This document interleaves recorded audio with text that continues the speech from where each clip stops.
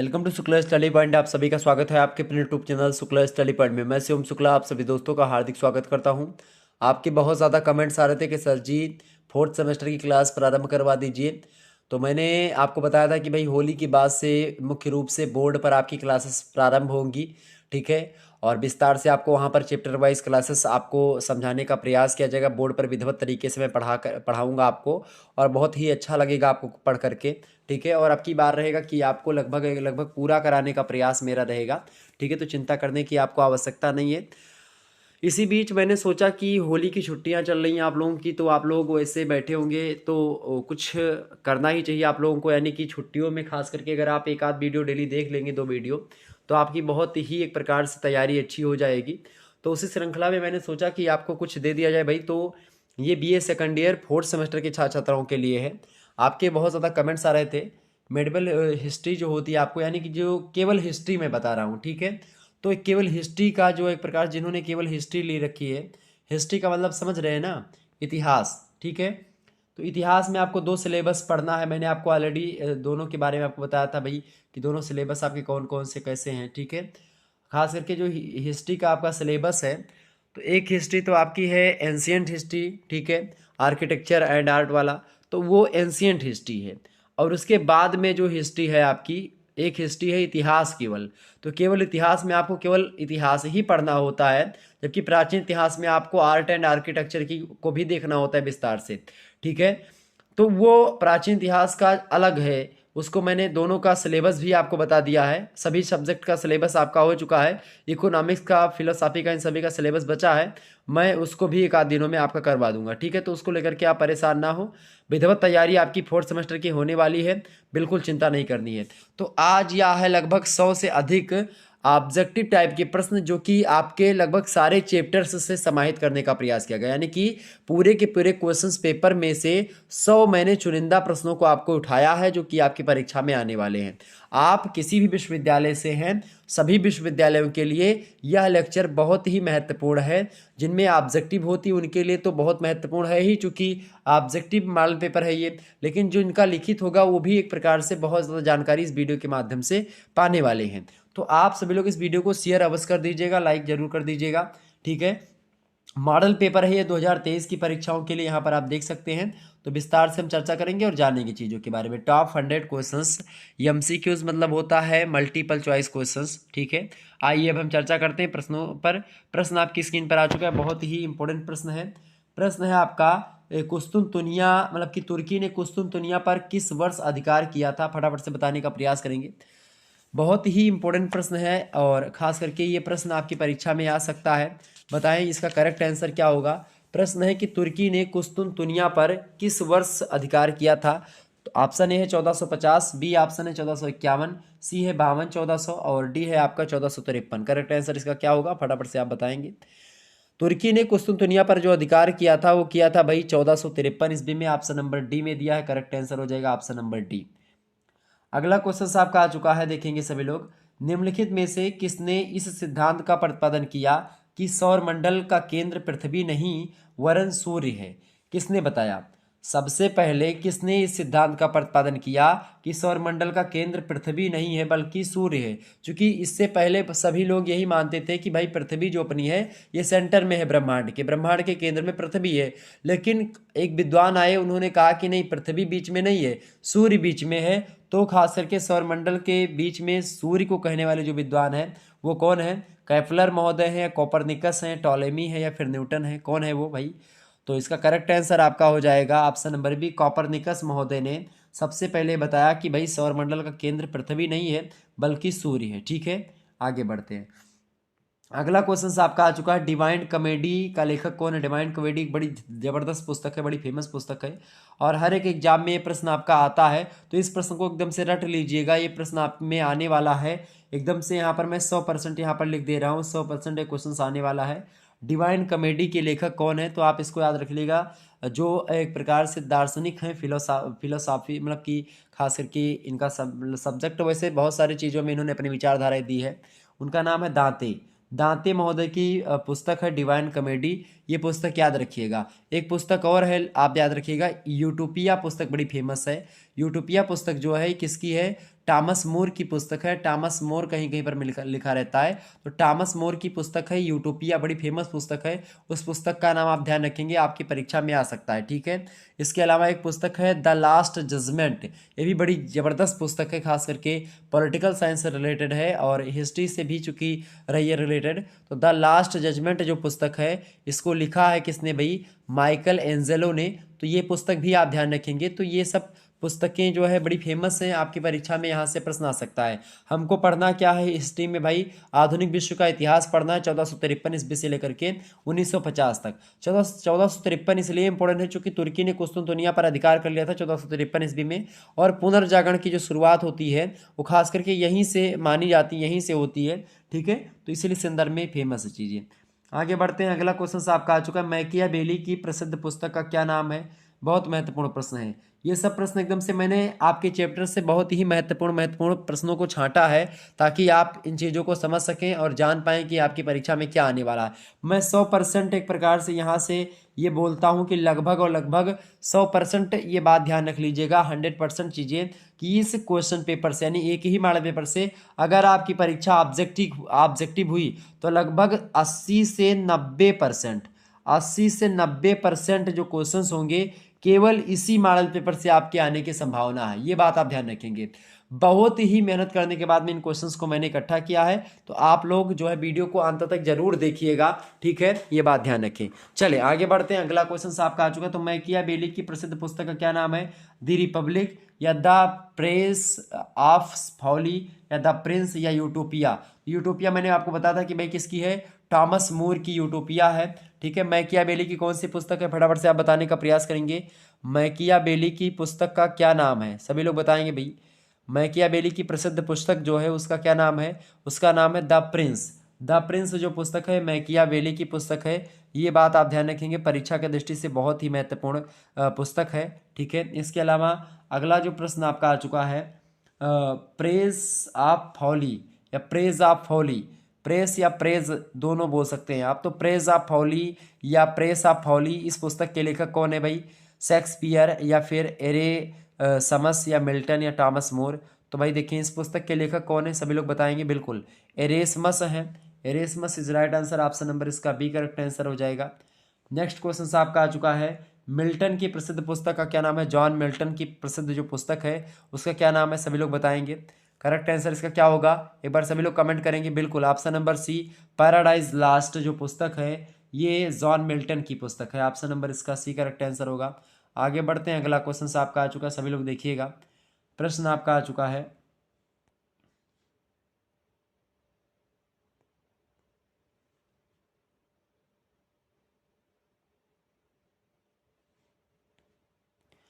अगला क्वेश्चन आपका आ चुका है, लूथर, मार्टिन लूथर इसका पूरा नाम है।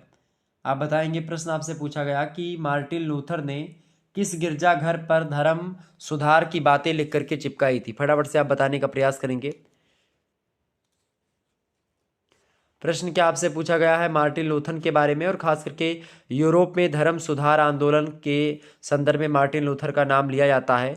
मार्टिन लूथर जो है खास करके बड़ा फेमस व्यक्ति रहा है यूरोपीय कंट्रीज में, ठीक है, ये बात आप ध्यान रखेंगे। प्रश्न आपसे क्या पूछा गया है लूथर को लेकर के, प्रश्न आपसे पूछा जा रहा है कि जो लूथर थे उन्होंने किस गिरजाघर पर धर्म सुधार की बातें उसने लिख करके चिपकाई थी, ये आप बताने का प्रयास करेंगे। बढ़िया जो है प्रश्न है आपकी परीक्षा की दृष्टि से। तो इसका करेक्ट आंसर है ऑप्शन नंबर बी, विटेनबर्ग जो है गिरजाघर था, उसी गिरजाघर पर धर्म सुधार की बातें लिख करके इसने चिपकाई थी। अगला क्वेश्चन आपका आ चुका है, दूसरा नंबर प्रश्न आप देखेंगे, दूसरा नंबर प्रश्न आपका आ चुका है भाई, सभी लोग देखेंगे, मतलब अगला प्रश्न है, मार्टिन लूथर का संबंध किस देश से था।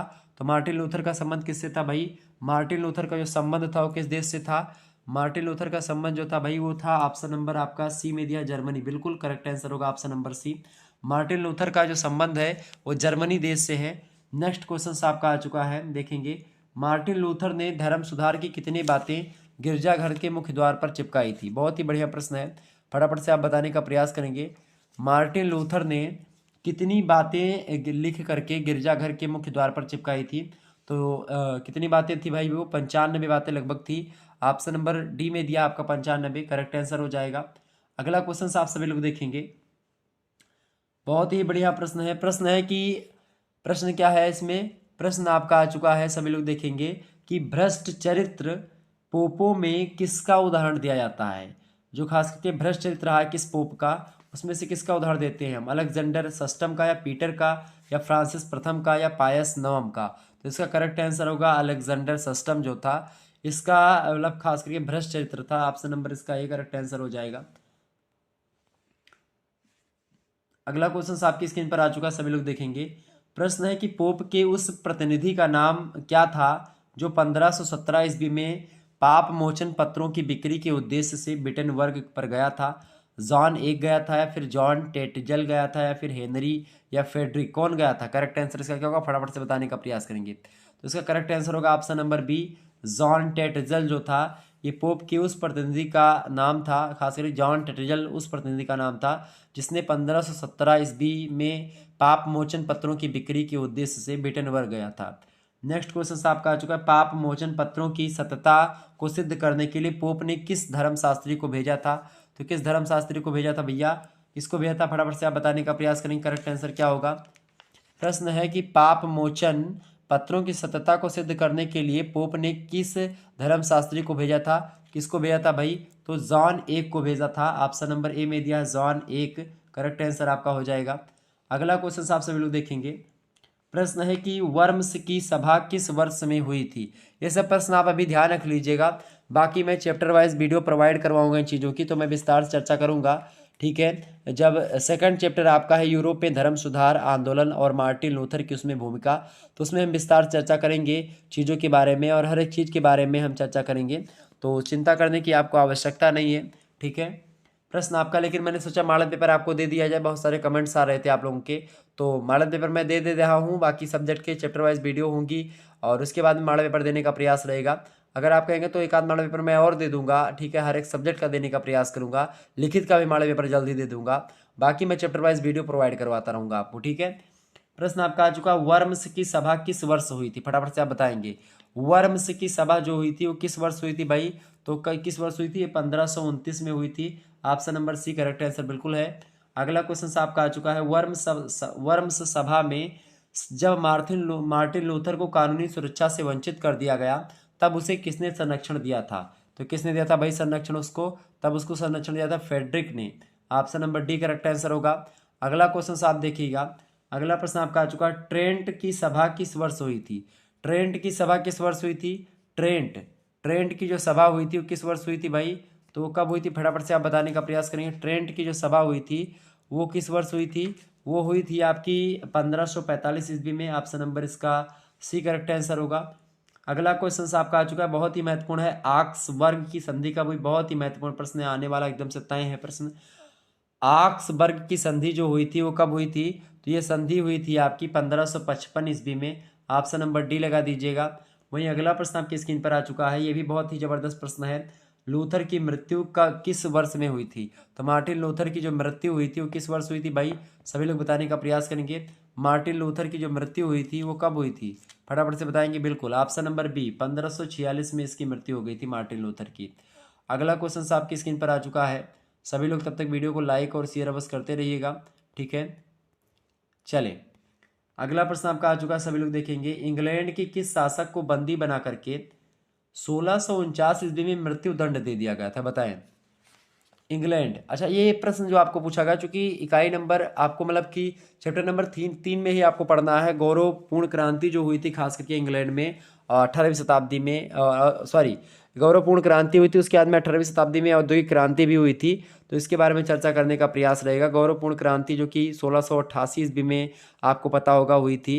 ठीक है, ये इंग्लैंड के इतिहास की क्रांति थी, खास करके इंग्लैंड की क्रांति थी, और ये क्रांति ऐसी थी जो कि बिना रक्त की एक बूंद बहाए हुए ही इंग्लैंड को एक परिवर्तन इंग्लैंड में ला देती है ये क्रांति। इसीलिए इसको गौरवमय क्रांति या रक्तहीन क्रांति भी कहते हैं हम इंग्लैंड की क्रांति को। ठीक है, इसके कई सारे कारण रहे हैं, उसको हम चर्चा करते रहेंगे। जब मैं इस क्रांति के बारे में पढ़ूंगा तो विस्तार से हर एक चीज़ों के बारे में समझने का प्रयास करूंगा, हर एक कारणों पर चर्चा करूंगा, चूँकि इसके कारणों से प्रश्न आते हैं आपकी लिखित वाली परीक्षा में, तो उस पर मैं चर्चा करता रहूँगा। तो उसको लेकर के आप बिल्कुल परेशान मत होइए कि सर जी पहले मॉडल पेपर ही दे रहे हैं, अभी एक भी चैप्टर पढ़ाया नहीं है। तो मैं जल्दी पढ़ा दूंगा, इसको लेकर के आप टेंशन नहीं लीजिएगा, ठीक है। चले, अगला प्रश्न आपका आ चुका है, इंग्लैंड के किस शासक को बंदी बना करके 1649 में मृत्युदंड दे दिया गया था? तो उस शासक का क्या नाम था भाई? उस शासक का नाम था चार्ल्स प्रथम। ऑप्शन नंबर बी में दिया है, करेक्ट आंसर हो जाएगा। अगला क्वेश्चन, इस इन सभी प्रश्नों को आप नोट डाउन कर लीजिएगा, एकदम से आपके परीक्षा में आने वाले हैं, ठीक है। अगला क्वेश्चन आपका आ चुका है, और नहीं तो आप लोगों को ये आपको मैं बता दूं कि इसका जो पीडीएफ होगा वो मैं शुक्ला स्टडी पॉइंट अपना ऐप है उस एप्लीकेशन पर इसका पीडीएफ मैं जो है सेंड कर दूंगा, तो इसका पीडीएफ आप वहां से डाउनलोड कर लीजिएगा, ठीक है। आगे बढ़ते, इंग्लैंड की संसद के द्वारा टेस्ट एक्ट किस वर्ष पारित किया गया था? फटाफट से आप बताने का प्रयास करेंगे। इंग्लैंड की संसद द्वारा टेस्ट एक्ट किस वर्ष पारित किया गया था? फटाफट से आप बताने का प्रयास करेंगे। तो किस वर्ष पारित किया गया था भाई? 1673 में, बिल्कुल हाँ, ऑप्शन नंबर इसका सी करेक्ट आंसर हो जाएगा। बहुत बढ़िया आप लोग दे रहे हैं उत्तर। अगला क्वेश्चन आपका आ चुका है, सभी लोग बहुत बहुत अच्छे हैं। अगला क्वेश्चन आपका है, इंग्लैंड के किस राजा की पत्नी को पुत्र की प्राप्ति गौरवमयी मतलब की जो क्रांति हुई थी उसका तत्कालिक कारण बनी? यानी कि इंग्लैंड के किस राजा की पत्नी को पुत्र की प्राप्ति गौरवमयी क्रांति का एक तत्कालिक कारण बनी? बताएं करेक्ट आंसर क्या होगा? तो इसका करेक्ट आंसर होगा ऑप्शन नंबर डी, जेम्स द्वितीय, ठीक है। करेक्ट आंसर क्या हो जाएगा? ऑप्शन नंबर डी, ठीक है। D option is right answer, बिल्कुल। अगला क्वेश्चन आपका आ चुका, सभी लोग देखेंगे, औद्योगिक क्रांति किस देश से प्रारंभ हुई थी? तो औद्योगिक क्रांति जो प्रारंभ हुई थी कहाँ से प्रारंभ हुई थी? सभी को पता होगा आप में से, बिल्कुल करेक्ट आंसर क्या होगा? इंग्लैंड से, हाँ बिल्कुल ठीक है। ऑप्शन नंबर इसका ए करेक्ट आंसर होगा। आगे देखिएगा, अगला प्रश्न आपका, इंग्लैंड में नई खेती का मसीहा किसे कहा जाता है? बहुत ही महत्वपूर्ण प्रश्न है, आपकी परीक्षा एकदम से तय है आना ये प्रश्न, ठीक है, एकदम से रट लीजिएगा इसको। प्रश्न है कि इंग्लैंड में नई खेती का मसीहा किसे कहा जाता है? बेकवेल को, या कॉलिंग को, या आर्थर यंग है, या फिर टल महोदय को? फटाफट से बताने का प्रयास करेंगे। तो नई खेती का मसीहा जो कहा जाता है इंग्लैंड में खास करके, वो कहा जाता है भैया किसको? वो कहा जाता है आर्थर यंग को ही, यानी ऑप्शन नंबर सी लगा दीजिएगा।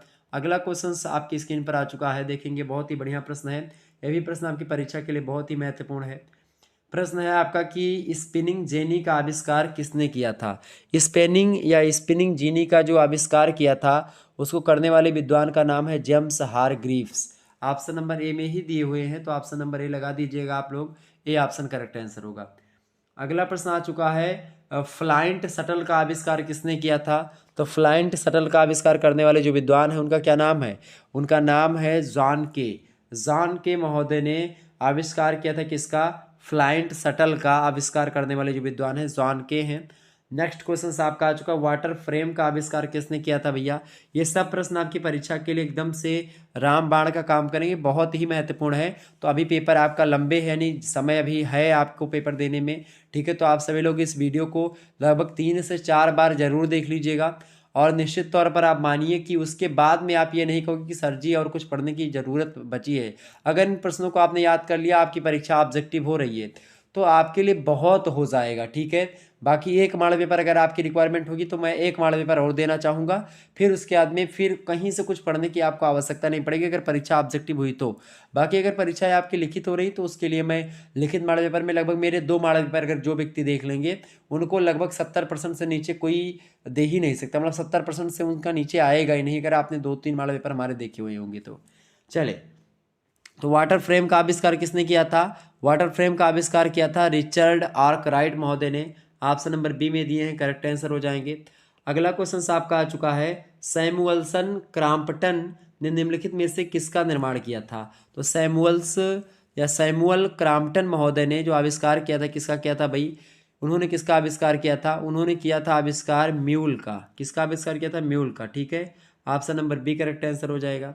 नेक्स्ट क्वेश्चन आपका आ चुका, स्पिनिंग जेनी का आविष्कार किसने किया था? मैंने अभी भी आपको बताया था, स्प्रिंग जेनी का आविष्कार किया था रिचर्ड आर्कराइट महोदय ने, ठीक है। इसके अलावा वाटर फ्रेम का आविष्कार किसने किया था? वाटर फ्रेम का आविष्कार किया था, मैंने आपको बताया था, रिचर्ड आर्कराइट महोदय ने, ठीक है। इसके अलावा आपको और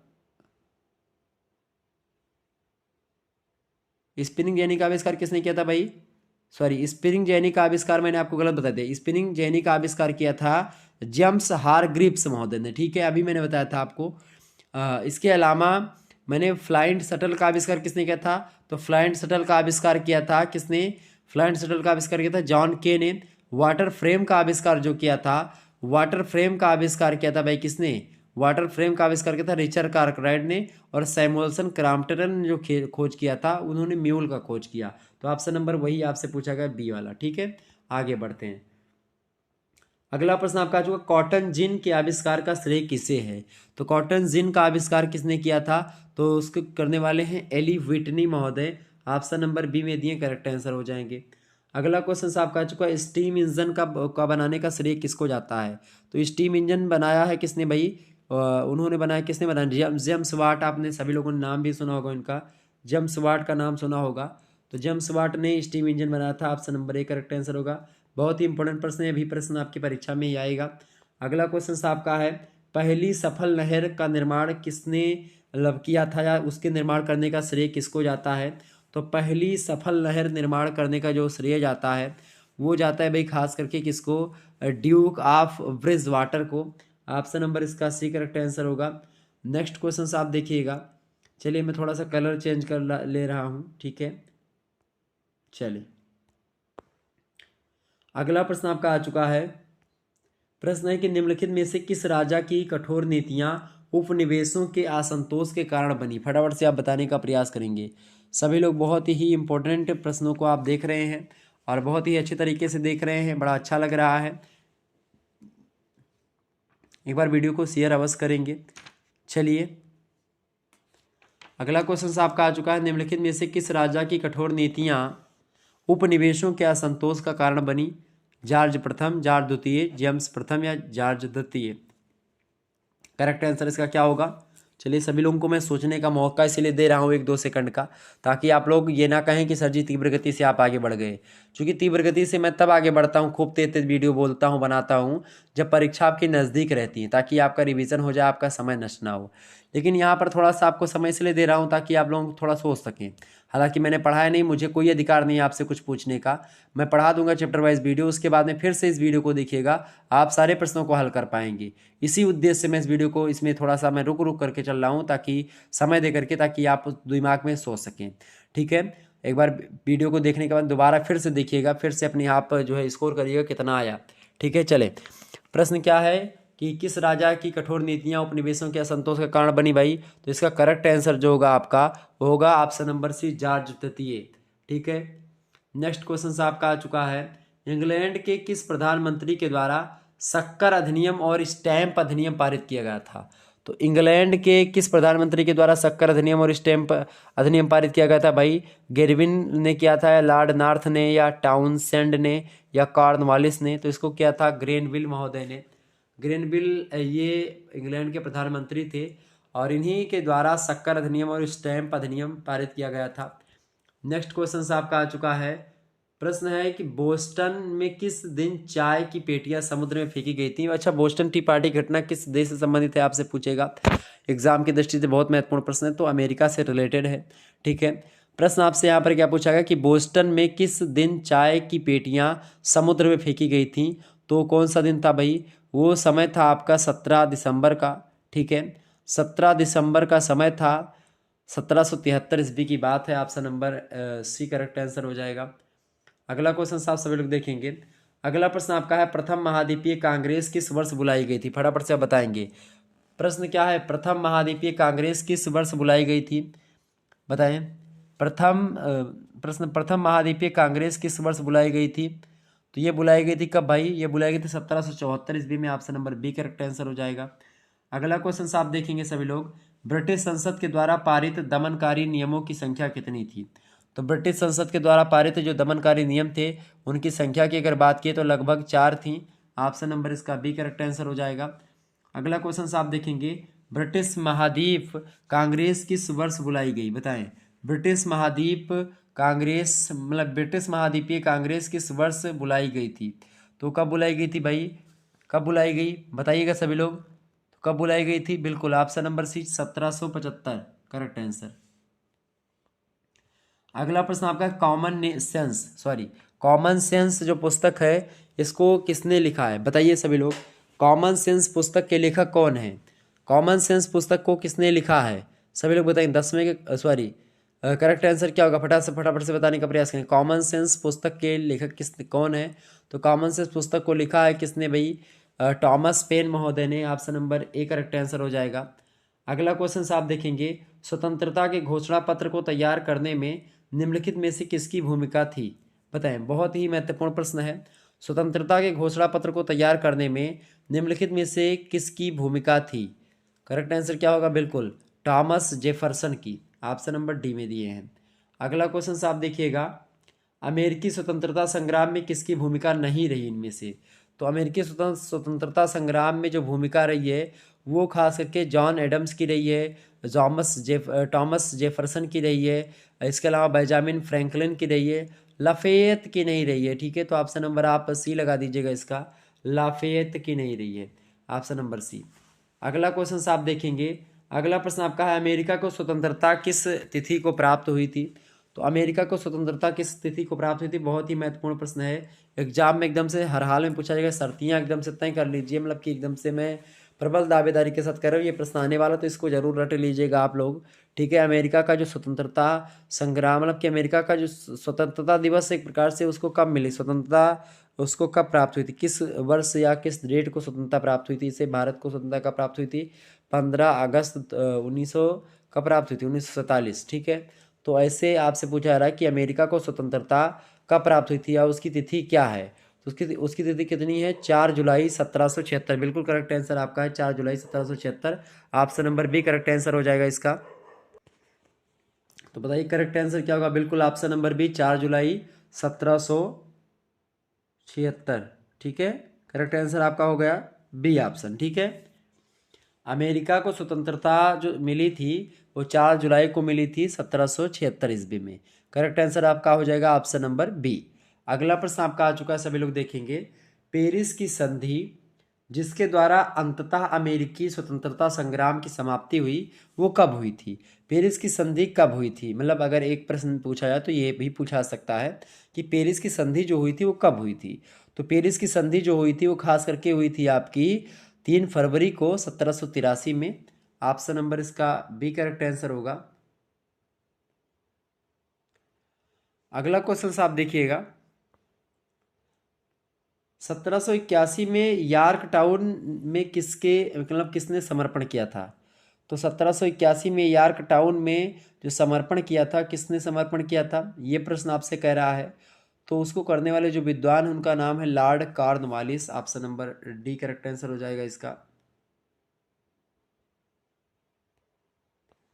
अगला क्वेश्चन आपका आ चुका है, देखेंगे सभी लोग, फ्रांस की क्रांति के समय वहां का शासक कौन था? बहुत बढ़िया प्रश्न है, फ्रांस की क्रांति से आपका प्रश्न ये पूछा गया है और बढ़िया प्रश्न है। खास करके फ्रांस की क्रांति के समय बताएं। अच्छा, बोस्टन अमेरिका के किस राज्य में स्थित है? ये भी प्रश्न आपका बन सकता है। तो बोस्टन जो है वो किस अमेरिका के किस राज्य में है भाई? तो वो जो है मतलब एक राज्य है मैसाचुसेट्स नाम का, उसी राज्य में मतलब बोस्टन जो है वो स्थित है जगह। ठीक है, प्रश्न अगला आपकी स्क्रीन पर आ चुका है, सभी लोग देखिएगा, बहुत ही इंपॉर्टेंट प्रश्न है, खास करके फ्रांस की क्रांति से रिलेटेड है। प्रश्न क्या है आपका? प्रश्न है कि फ्रांस की क्रांति के समय वहाँ का शासक कौन था? बढ़िया प्रश्न है, तो बताएं।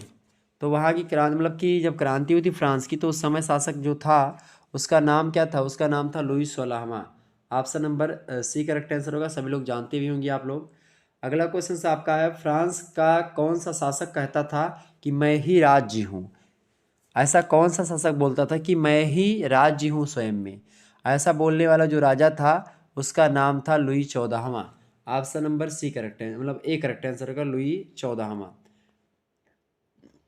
अगला प्रश्न है, फ्रांस का कौन सा शासक यह कहता था कि मेरे बाद प्रलय होगी? प्रश्न एकदम से तय है, आने वाला है। इसके अलावा मैं ही राज्य हूँ, ये भी प्रश्न आपका तय मतलब एकदम से आना। और पहला मतलब जो मैंने बताया था आपको इसका यानी फ्रांस की क्रांति से रिलेटेड, फ्रांस की क्रांति किस समय में मतलब कि उसके समय में वहाँ का शासक कौन था? तो लुई 16वां था। फ्रांस का कौन सा शासक कहता था कि मैं ही राज्य हूँ? तो ये कहता था कौन भाई? इसको कहने वाला विद्वान लुई 14वां। अब ये प्रश्न आपका है कि फ्रांस का कौन सा शासक यह कहता था कि मेरे बाद प्रलय होगी? ऐसा कहने वाला जो राजा था उसका क्या नाम है? उसका नाम है लुई 15वां। Option number B correct answer होगा। अगला क्वेश्चन आप देखिएगा, प्रश्न आ चुका है आपकी स्क्रीन पर। प्रश्न है कि फ्रांस की आर्थिक समस्या के समाधान के लिए लुई 16वें ने निम्नलिखित में से किसे नियुक्त नहीं किया था? यानी 3 को नियुक्त किया था इनमें से, लेकिन एक व्यक्ति उन्हीं में से जिसको नियुक्त नहीं किया था, तो उसी को आपको बताना है कि भाई किसको नियुक्त नहीं किया था।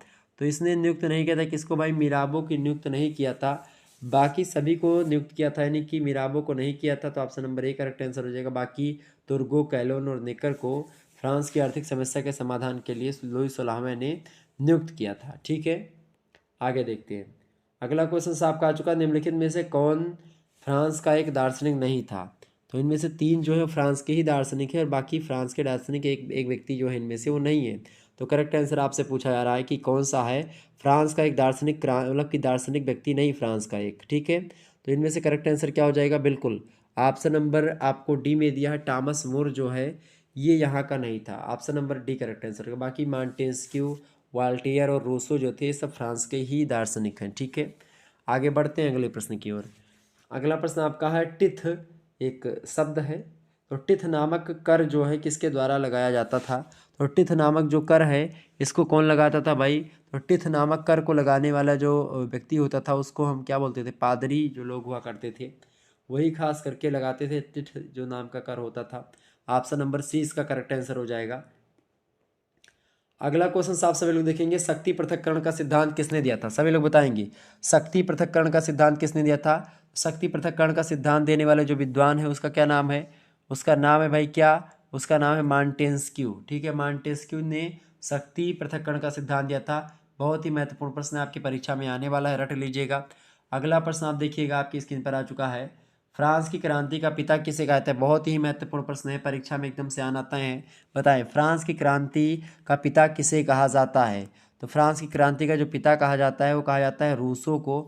Option number C correct answer हो जाएगा। बहुत ही महत्वपूर्ण प्रश्न है। अगला क्वेश्चन आपका है, द स्पिरिट ऑफ द लाज। द स्पिरिट ऑफ द लाज इस पुस्तक के लेखक कौन है? बड़ी फेमस पुस्तक है, मॉन्टेस्क्यू महोदय ने इस पुस्तक को लिखा है। Option number A correct answer हो जाएगा। बहुत महत्वपूर्ण प्रश्न है, प्रश्न भी आ सकता है आप में। द स्पिरिट ऑफ टलाज, बताएं द स्पिरिट ऑफ टलाज बहुत ही इंपॉर्टेंट पुस्तक है और मॉन्टेस्क्यू की पुस्तक है, बहुत ही बढ़िया पुस्तक है, तो इसको याद रख लीजिएगा। ठीक है, आगे बढ़ा जाए। अच्छा, चर्च को कौन बदनाम वस्तु कह करके पुकारता था? चर्च को बदनाम वस्तु कौन कहता था? बड़ा इंपॉर्टेंट प्रश्न है, आपकी परीक्षा में आया भी हुआ प्रश्न ये है।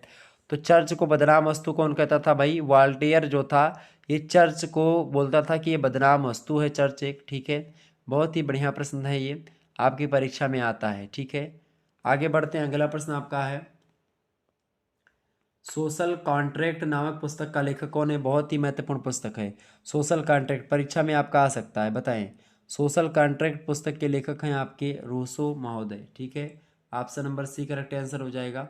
आगे बढ़ते हैं।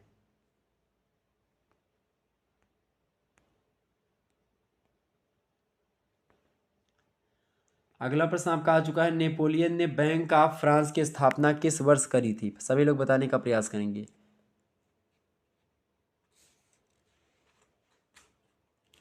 प्रश्न आपका क्या है? सभी लोग देखेंगे भाई। प्रश्न आपका आ चुका कि नेपोलियन ने बैंक ऑफ फ्रांस की स्थापना किस वर्ष करी थी? सभी लोग बताने का प्रयास करेंगे। बताइए भाई, सभी लोग बताने का प्रयास करेंगे, करेक्ट आंसर इसका क्या हो जाएगा? प्रश्न है कि नेपोलियन ने बैंक ऑफ फ्रांस की स्थापना जो है वो किस वर्ष में करी थी? सभी लोग बताएंगे। तो नेपोलियन ने खास करके बैंक ऑफ फ्रांस की जो स्थापना करी थी वो करी थी 1800 ईस्वी में। ऑप्शन नंबर इसका एक करेक्ट आंसर हो जाएगा। अगला क्वेश्चन आप सभी लोग देखिएगा। अगला प्रश्न आपका आ चुका है, नेपोलियन ने पोप यानी पायस प्रथम के साथ समझौता किस वर्ष किया था? तो उन्होंने 1801 ईस्वी में किया था। ऑप्शन नंबर इसका बी करेक्ट आंसर हो जाएगा। अगला प्रश्न आपसे पूछा गया, मतलब पूछा जा सकता है कि फ्रांस और इंग्लैंड के बीच अमीय की संधि जो हुई थी वो किस वर्ष हुई थी? ये संधि हुई थी भाई फ्रांस और किसके बीच में? इंग्लैंड के बीच में ये संधि हुई थी। फ्रांस और इंग्लैंड के बीच अमीय संधि, जो अमीय संधि हुई थी वो हुई थी भाई 1802 ईस्वी में। ऑप्शन नंबर इसका सी करेक्ट आंसर हो जाएगा। अगला प्रश्न आपका आ चुका है, ट्राफलगर का युद्ध किस वर्ष हुआ था? तो ट्राफलगर का जो युद्ध हुआ था वो किस वर्ष हुआ था भाई? ट्राफलगर का जो युद्ध हुआ था वो हुआ था आपका 1805 ईस्वी में। ऑप्शन नंबर इसका डी करेक्ट आंसर होगा। अगला क्वेश्चन आपसे पूछा गया था, मतलब कि पूछा जा सकता है आपकी परीक्षा में। प्रश्न क्या है? प्रश्न है कि उल्म नामक क्षेत्र में फ्रांस ने ऑस्ट्रियन सेनाओं को किस वर्ष पराजित किया था? बढ़िया प्रश्न है आपकी परीक्षा के लिए भी और जानकारी के लिए भी बढ़िया प्रश्न है। करेक्ट आंसर इसका क्या होगा? इसका करेक्ट आंसर होगा 1805। Option number B correct answer हो जाएगा। मतलब उल्म नामक क्षेत्र में फ्रांस ने ऑस्ट्रेलियन सेनाओं को किस वर्ष पराजित किया था? तो 1805 में पराजित किया था। आगे बढ़ते हैं, अगला प्रश्न।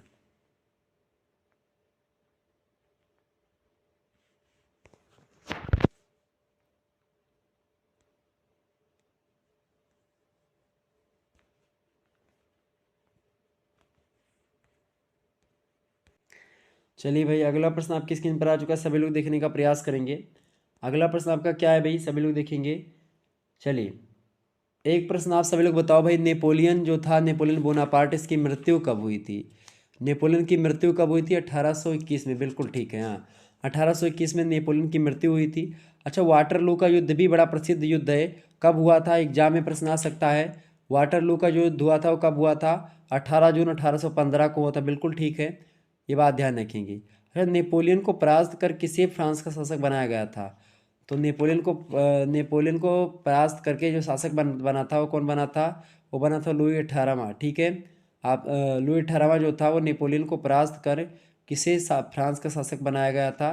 तो लुई 18वां को बनाया गया था। ठीक है, ये बात आप ध्यान रखेंगे, परीक्षा में आपसे पूछा जा सकता है, इसीलिए मैंने सोचा आपको बता दिया जाए। बाकी आगे बढ़ते हैं, ये बात आप ध्यान रखेंगे। प्रश्न आपका है कि वियना की संधि किस वर्ष हुई थी? सभी लोग बताएंगे। वियना की संधि जो हुई थी वो किस वर्ष हुई थी? तो वियना की जो संधि हुई थी, बढ़िया प्रश्न है, आपकी परीक्षा में आ सकता है यहाँ से प्रश्न। तो वियना जो संधि हुई थी वो हुई थी आपकी 1815 ईस्वी में। ऑप्शन नंबर सी में दिया है। अगला क्वेश्चन आप देखेंगे, बिस्मार्क किस वर्ष फ्रांस के मंत्रिमंडल का अध्यक्ष बना था? तो बिस्मार्क जो है खास करके वो बना था 1862 ईस्वी में, फ्रांस के मंत्रिमंडल का अध्यक्ष। Option number B correct answer होगा। अगला क्वेश्चन आपसे पूछा गया कि जर्मनी के एकीकरण के लिए बिस्मार्क ने निम्नलिखित में से किस देश के साथ युद्ध नहीं किया? इंग्लैंड के, डेनमार्क के, ऑस्ट्रेलिया के, फ्रांस के। तो जर्मनी के एकीकरण में, मतलब एकीकरण के लिए बिस्मार्क ने निम्नलिखित में से किस देश के साथ युद्ध नहीं किया? तो किसके साथ नहीं किया था? इंग्लैंड के साथ नहीं किया था। ऑप्शन नंबर इसका ए करेक्ट आंसर हो जाएगा। अगला प्रश्न है, लंदन की संधि किस वर्ष हुई थी? लंदन की संधि जो हुई थी ये आपकी 1852 ईस्वी के आसपास हुई थी। Option number B correct answer होगा। अगला क्वेश्चन आपका, बिस्मार्क ने गैस्टीन का समझौता किस देश के साथ किया है? बताएं, बहुत बढ़िया प्रश्न है। बिस्मार्क ने गैस्टीन का समझौता किस देश के साथ किया? तो उन्होंने किस देश के साथ किया है?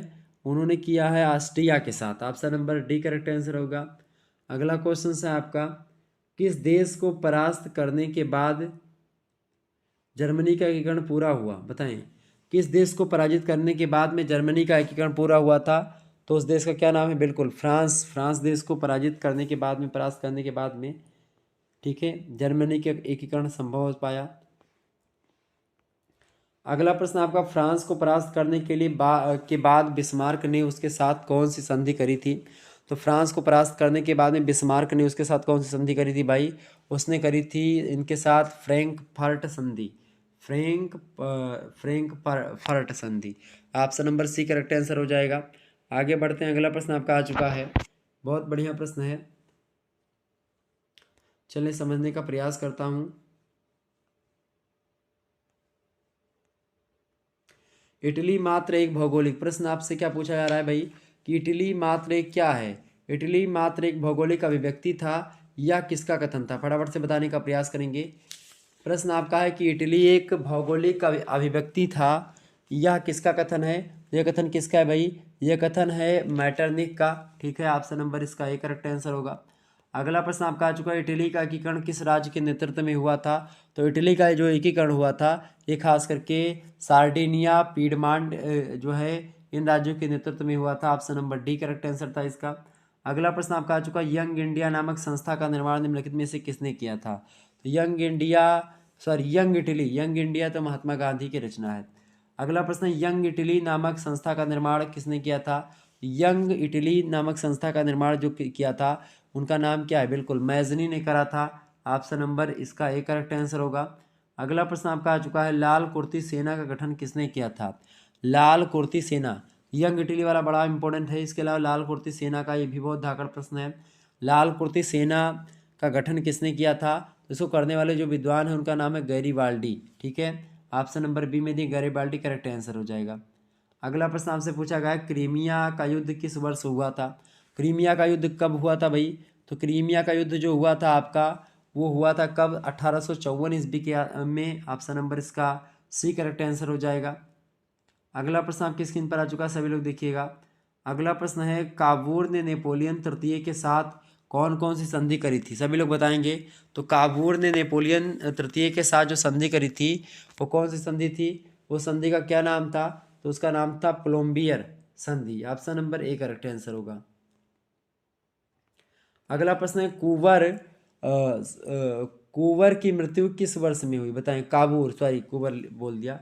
काबूर की मृत्यु किस वर्ष हुई थी? तो काबूर की जो मृत्यु हुई थी ये खास करके 1861 में हुई थी। Option number B correct answer होगा। अगला प्रश्न आपका है, बेनिसिया को इटली के साथ किस वर्ष मिलाया गया? बताएं। बेनिसिया को इटली के साथ किस वर्ष मिलाया गया था? तो ये एक प्रकार से जो मिलाया गया था ये लगभग 1866 की बात है। Option number D correct answer होगा। चलिए अगला प्रश्न आपके स्क्रीन पर आ चुका, सभी लोग देखने का प्रयास करेंगे। प्रश्न है कि बिस्मार्क ने सर्वप्रथम, प्रश्न क्या है? बिस्मार्क ने सर्वप्रथम, बताएं सभी लोग। बिस्मार्क ने सर्वप्रथम जो है निम्नलिखित में से किस राष्ट्र के साथ संधि करी थी? तो बिस्मार्क ने सर्वप्रथम जो है किस राज्य के साथ संधि करी थी भाई? Austria Hungary. Option number B correct answer हो जाएगा। अगला प्रश्न आपकी स्क्रीन पर आ चुका है, जर्मनी एवं ऑस्ट्रिया हंगरी के बीच द्विवर्गीय जो संधि हुई थी किस वर्ष हुई थी? द्विवर्गीय जो संधि हुई थी खास करके वो हुई थी 1879 ईस्वी में। Option number D correct answer होगा इसका। अगला प्रश्न आपका है, त्रिपक्षीय संधि यानी ट्रिपल अलायंस जो हुआ था वो किस वर्ष हुआ था? तो ये हुआ था आपका 1884 में। Option number D correct answer हो जाएगा। अगला प्रश्न आप सभी लोग देखेंगे, निम्नलिखित में से कौन सा राज्य जर्मनी के गठबंधन का सदस्य नहीं था? तो कौन सा राज्य नहीं था भाई? सभी लोग बताएंगे। निम्नलिखित में से कौन सा राज्य जर्मनी के गठबंधन का सदस्य नहीं था? तो कौन नहीं था भाई? वो रूस नहीं था, बाकी और सभी थे। इटली, ऑस्ट्रिया, हंगरी और तुर्की ये सब थे। अगला क्वेश्चन से आपका आ चुका है, बिस्मार्क ने रूस के साथ पुनर्आश्वासन संधि किस वर्ष की थी? फटाफट से बताएंगे। बिस्मार्क ने रूस के साथ पुनर्आश्वासन संधि किस वर्ष करी थी? तो उसने किस वर्ष करी थी भाई? 1884 में, सॉरी कब करी थी? प्रश्न आपसे क्या पूछा जा रहा है? प्रश्न आपसे है, देखिए प्रश्न बड़ा ही इंपॉर्टेंट है। प्रश्न है कि बिस्मार्क ने रूस के साथ पुनर्आश्वासन संधि किस वर्ष पारित करी थी? तो पारित करी थी भाई कब? 1884 में। बिल्कुल करेक्ट आंसर हो जाएगा ऑप्शन नंबर सी। वहीं अगला क्वेश्चन आप देखेंगे, फ्रांस और इंग्लैंड के बीच संधि किस वर्ष हुई? सभी लोग बताएंगे। फ्रांस और इंग्लैंड के बीच जो है संधि किस वर्ष हुई है? बताएं। फ्रांस और इंग्लैंड के बीच की बात कर रहे हैं, बहुत इंपॉर्टेंट प्रश्न है। बिल्कुल 1909 ईस्वी में हुई थी। ठीक है, करेक्ट आंसर क्या होगा? ऑप्शन नंबर इसका बी करेक्ट आंसर होगा। फ्रांस और इंग्लैंड के बीच जो संधि हुई थी ये 1900 कब हुई थी? 1904 ईस्वी में हुई थी। Option number B correct answer हो जाएगा। अगला प्रश्न आपका आ चुका है, सभी लोग देखेंगे। अगला प्रश्न है आपका, त्रिगुटीय संधि जो हुई थी वो किस वर्ष हुई थी? तो ये त्रिगुटीय जो संधि हुई थी ये कब हुई थी? 1907 में हुई थी त्रिगुटीय संधि। याद रखिएगा, बढ़िया प्रश्न है। त्रिगुटीय संधि कब हुई थी? त्रिगुटीय संधि आपके 1907 में हुई थी। अगला प्रश्न आपका आ चुका है, सभी लोग देखेंगे। अगला प्रश्न है, निम्नलिखित में से कौन सा राष्ट्र शानदार पृथक्करण की नीति अपनाता रहा है? सभी लोग बताएंगे। करेक्ट आंसर इसका क्या होगा? निम्नलिखित में से कौन सा राष्ट्र शानदार पृथक्करण की नीति अपना रहा था? तो कौन अपना रहा था भाई? सभी लोग बताएंगे करेक्ट आंसर क्या होगा? बिल्कुल ऑप्शन नंबर सी, रूस करेक्ट आंसर हो जाएगा इसका। अगला क्वेश्चन आपका आ चुका है, बोस्निया संकट किस वर्ष हुआ? सभी लोग बताएंगे बोस्निया संकट किस वर्ष हुआ था? तो बोस्निया संकट जो हुआ था आपका, एक मिनट,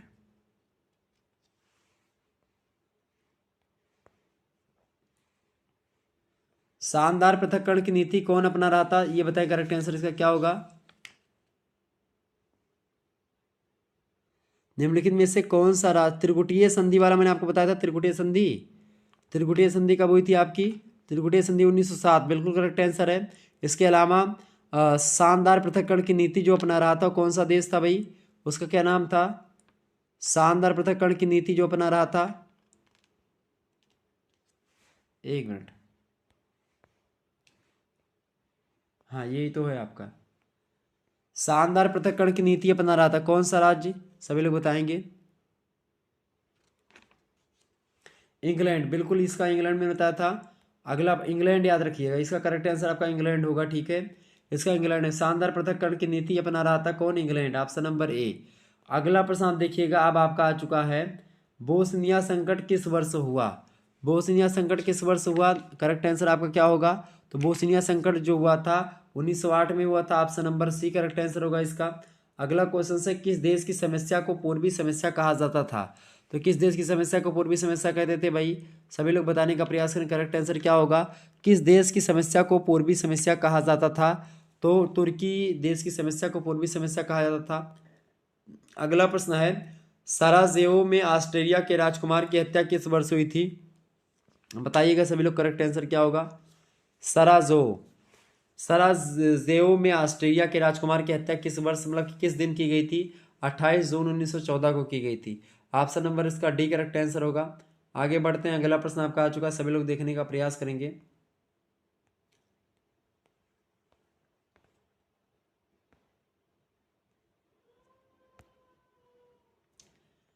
प्रश्न आपका आ चुका है कि पेरिस शांति सम्मेलन, सभी लोग बताने का प्रयास। पेरिस शांति सम्मेलन जो हुआ था वो खास करके पेरिस शांति सम्मेलन में बड़े चार राष्ट्रों में निम्नलिखित में से कौन इनमें से शामिल नहीं था।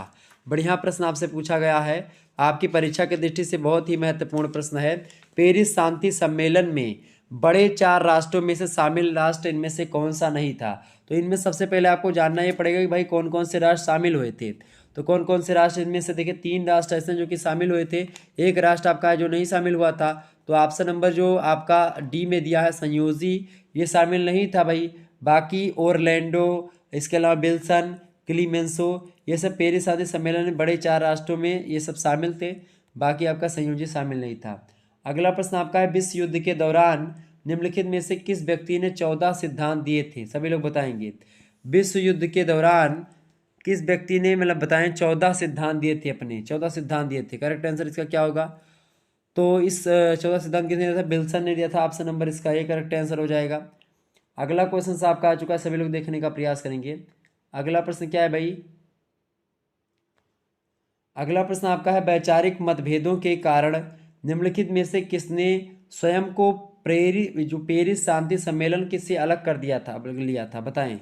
वैचारिक मतभेदों के कारण निम्नलिखित में से किसने स्वयं को पेरिस शांति सम्मेलन से अलग कर लिया था। उसका करेक्ट आंसर होगा आपका ऑप्शन नंबर बी, विल्सन महोदय ने ही अलग कर लिया था।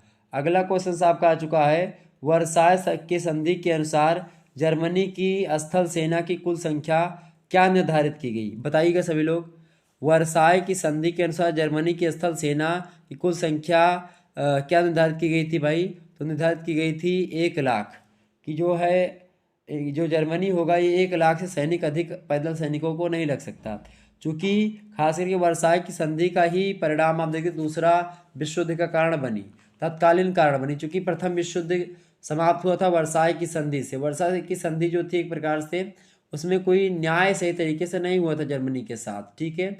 और जब न्याय नहीं हुआ तो इसी कारण से आप देखते हैं हिटलर जैसे लोग पैदा होते हैं, और उन्होंने एक प्रकार से आप देखते हैं बहुत ज़्यादा तबाही मचा करके रखा सेकंड वर्ल्ड वार में, ठीक है। आगे बढ़ते हैं।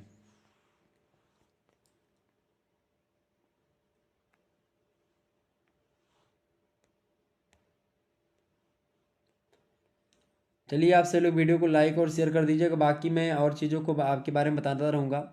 अगला प्रश्न आपका आ चुका, रूस की किस जार की हत्या हुई थी, सभी लोग बताएंगे भाई। रूस की किस जार की हत्या हुई थी, सभी लोग बताने का प्रयास करेंगे। इसका करेक्ट आंसर क्या होगा, रूस की किस जार की हत्या हुई थी भाई, सभी लोग बताइएगा। तो रूस की किस जार की हत्या हुई थी भाई, तो रूस के जार जो थे जॉर्ज अलेक्जेंडर द्वितीय, उन्हीं की हत्या हुई थी, option number B correct answer हो जाएगा। अगला क्वेश्चन आप सभी लोग देखिएगा।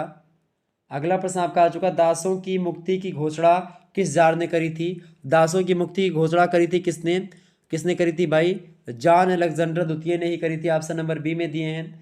अगला प्रश्न आपसे पूछा गया, 1904 से 1905 में रूस किस देश से पराजित हुआ था। तो 1904-05 में जो रूस पराजित हुआ था वो किससे पराजित हुआ था भाई, वो पराजित हुआ था जापान से, option number D correct answer होगा।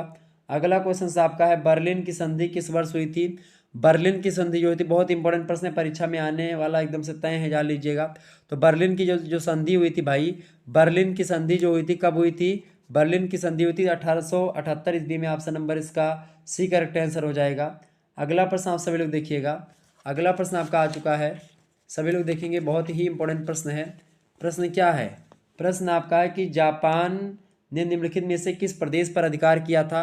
तो जापान ने किस देश पर अधिकार किया था इनमें से भाई, तो उन्होंने मंचूरिया पर आक्रमण किया था जापान ने। ऑप्शन नंबर इसका ए करेक्ट आंसर होगा। अगला क्वेश्चन है इटली ने निम्नलिखित में से किस प्रदेश पर अधिकार किया था। तो इटली ने किस प्रदेश पर आक्रमण किया था या अधिकार किया था, तो अबिसिनिया पर किया था। ऑप्शन नंबर इसका बी करेक्ट आंसर होगा। अगला क्वेश्चन आपसे बन सकता है कि धुरी राष्ट्रों में निम्नलिखित में से कौन सम्मिलित नहीं था। सभी लोग बताने का प्रयास करेंगे तीव्र गति से। धुरी राष्ट्रों में निम्नलिखित में से कौन शामिल नहीं था भाई।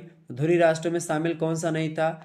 धुरी राष्ट्रों में शामिल नहीं था इंग्लैंड, बाकी आपका जर्मनी, जापान, इटली, ये तीनों जो थे ये धुरी राष्ट्रों में शामिल थे। बाकी इंग्लैंड, रूस, अमेरिका, ये सब मित्र राष्ट्रों में थे। ठीक है, आगे बढ़ते हैं। अगला प्रश्न आपका आ चुका, सभी लोग देखिएगा और वीडियो को शेयर भी करते रहिएगा। ठीक है, चलिए अगला प्रश्न आपका आ चुका है, संयुक्त राष्ट्र संघ की स्थापना जो हुई थी वो किस वर्ष हुई थी। सभी लोग बताइएगा, संयुक्त राष्ट्र संघ की स्थापना किस वर्ष हुई थी।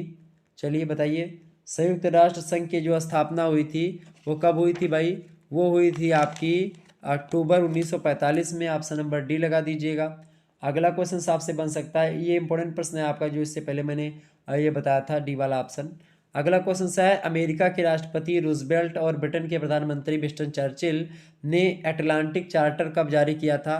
तो इन लोगों ने कब जारी किया था भाई, इन लोगों ने जारी किया था आप जो है कब जारी किया गया था, अगस्त 1942 में। ऑप्शन नंबर ए में दिया करेक्ट आंसर हो जाएगा। अगला क्वेश्चन देखेंगे, निम्नलिखित में से किसके माध्यम से संयुक्त राष्ट्र संघ अस्तित्व में आया था।